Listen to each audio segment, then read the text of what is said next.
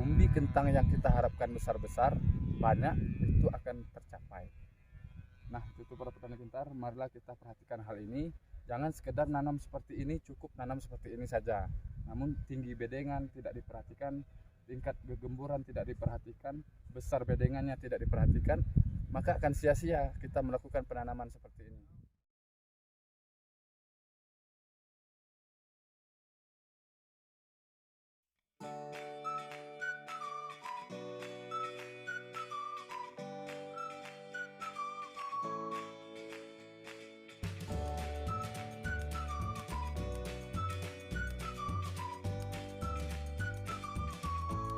Warahmatullahi wabarakatuh. Kembali lagi di channelnya Petani Pintar bersama Lahan Pintar.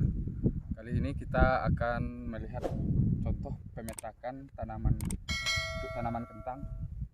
Pada saat ini kita akan menanam kentang dengan jarak 1 meter dikali 30 cm. Inilah contoh petak yang benar dengan tinggi yaitu lebih dari 30 cm.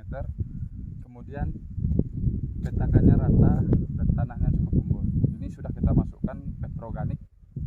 Kita berikan petroganik dan kita berikan mungkin sejenis humic acid ya kalau ada.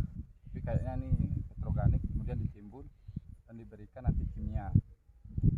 Nah, pada kesempatan kali ini inilah contoh bedengan yang sesuai dengan prosedur yang kita lakukan dalam penanaman kentang, yaitu dengan penggunaan petroganik sebanyak sesuai dengan anjuran.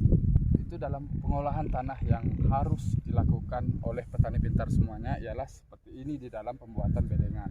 Kemudian dalam pemberian nutrisi atau pupuk kandang itu harus disesuaikan dengan kebutuhan yang dibutuhkan oleh tanaman kentang.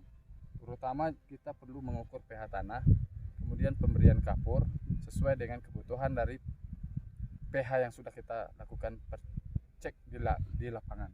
Contohnya seperti ini di dalam pembuatan bedengan harus rata dan tinggi.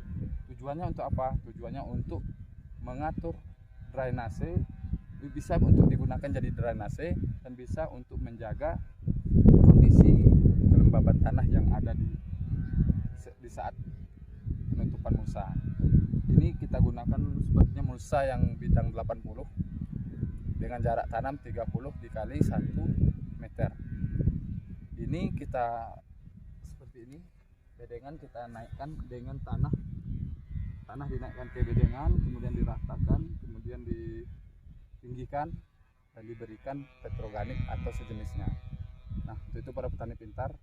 Bagi yang belum mengetahui, banyak sekarang yang menanam kentang dengan cara pola seperti ini, namun tinggi bedengan tidak diatur, sehingga apa?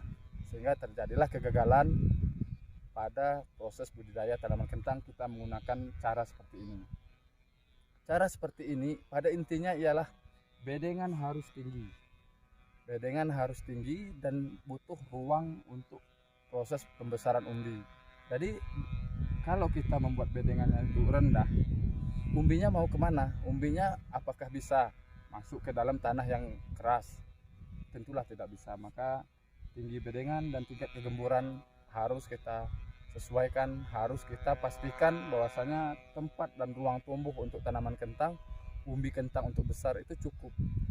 Sehingga apabila dia cukup, otomatis umbi kentang yang kita harapkan besar-besar, banyak, itu akan tercapai. Nah, itu para petani pintar, marilah kita perhatikan hal ini. Jangan sekedar nanam seperti ini, cukup nanam seperti ini saja. Namun tinggi bedengan tidak diperhatikan, tingkat kegemburan tidak diperhatikan, besar bedengannya tidak diperhatikan, maka akan sia-sia kita melakukan penanaman seperti ini. Perhatikan hal tersebut, pastikan sesuai dengan standar atau hal yang harus kita buat seperti ini, maka otomatis kita akan mendapatkan hasil yang maksimal.